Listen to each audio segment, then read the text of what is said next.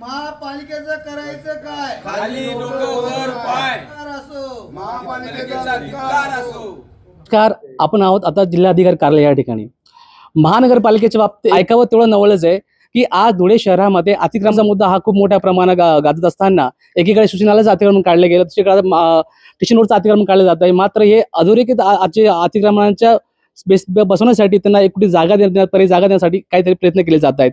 मात्र ही पर्यायी जागा देखील अगोदरच ते कोणाच्या 7/12च्या नावावर उतारा असताना देखील ती जागा देण्यात येते, ही खूप मोठी गंभीर बाब आहे. या संदर्भात आपण काय सांगणार होता?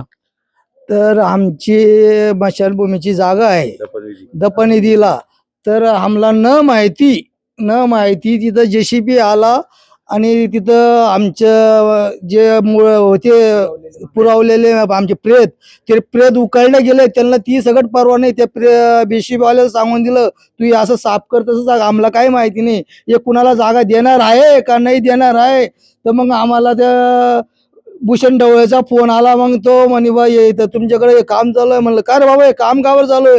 म्हणजे आयुक्तांनी काम चालू केलं आहे म्हणे. म्हणलं कसं काय केलं आम्हाला माहिती नाही. आमची जागा, आमच्या उतार्यावर जागा, आमचं सर्व काही आहे आणि आमचे प्रेत कुठे काढायचे, आमचं काय काय करायचं.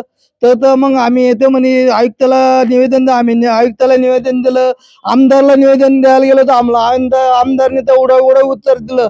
3च उत्तरं दिले की आम्हाला सांगितलं की असं पाहिलं नुसतं पुरं वाचलं बी नाही, उताराही पुरा पाहिला नाही, की म्हटलंय की बा तुमचं राहू द्या 3 महिन्याकरता राहणार आहे म्हणे. मग ते कोणचं राहणार आहे, काय राहणार आहे पूर्ण सगळं सांगितलं नाही आणि तसेच उठून जाणे चालल्या गेले. आमची पूर्ण समस्या तिकडं आमचं प्रेत निघलं होतं. तिकडं आमच्या आया बहिणी रडत होत्या अक्षरशः की बा प्रेत आमचं आहे का माझ्या भावाचं आहे का माझ्या बहिणीचं आहे.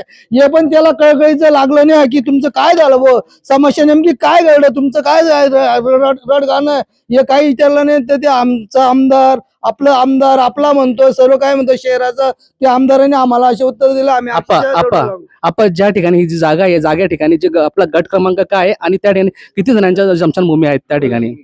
गट क्रमांक चितोड येथील गट क्रमांक 45 स्मशानभूमी 4 जमातींना डिवाइड झालेला आहे. त्याच्यात गवळी समाजाच्या वाट्याला 1 हेक्टर 4 पॉइंट आलेले आहे. त्यामुळे त्यांना त्वरित ते बांधकाम जर नाही थांबवलं तर तीव्र आंदोलन छेडण्यात येईल आणि त्याला सर्वस्वी जबाबदार प्रशासन राहील. ही जागा आपल्या दफनभूमीसाठी किती वर्षापासून वडिलोपार्जित आहे, आम्हाला वडिलोपार्जित आहे.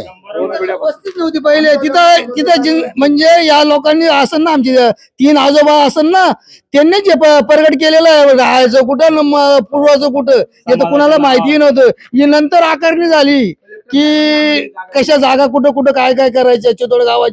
चितोड गावाचं तेव्हा ती आखण्या झाल्या तेव्हा तिथं झालं.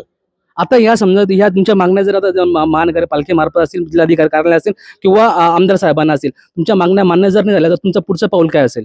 आता हे धर्मयुद्ध आमदार म्हणतात, धर्मयुद्ध आमदार हे हिंदूंवर असा अन्याय करतात. ते दपनिधीवर अन्याय, धर्मयुद्ध आमदार आहे ना, दपनिधीवर अन्याय करताय. लोक दपनिधीला फुकट जागा देऊन देत्या. दान धरण तर हिंदू धर्मावरच अन्याय होतोय. तर काय तर असा आमचे आमदार होऊन गेले आहेत. आमच्या घरानं ऐकता नाही. धर्मयुद्ध त्यांचा विचार करावा लागेल आम्हाला, त्यांना मतदान द्यायचं का नाही द्यायचं.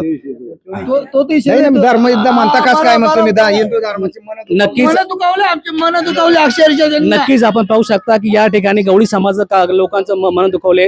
आज पाहायला गेलं तर आज धुळे महानगरपालिकेमध्ये ज्या प्रकारे अतिक्रमणासाठी ज्या प्रकारची राखीव जागा दिली जाते, मात्र त्या जागेवर देखील ऑलरेडी कोणाचं जागा राखीव असताना देखील ती जागा देण्यात म्हणजे नेमकं 3 महिन्यासाठी म्हणजे संबंधित या लोकांची फसवणूक करताय आणि त्या लोकांची फसवणूक करताय असं महानगरपालिकेचं आपलं चित्र समोर दिसतं. नेमकं चाललंय या धुळे शहरामध्ये महानगरपालिका नेमकं चाललं काय हे पाहणं तितकंच महत्त्वाचं असणार. तो त्यानंतर या शहरामधून ज्या प्रकारे या गवळी समाजाच्या आता हा मुद्दा जो गाजणार आहे, आता यांना न्याय मिळेल का हे पाहणं तितकंच महत्त्वाचं ठरलं. जनसामान्याचा आवाज.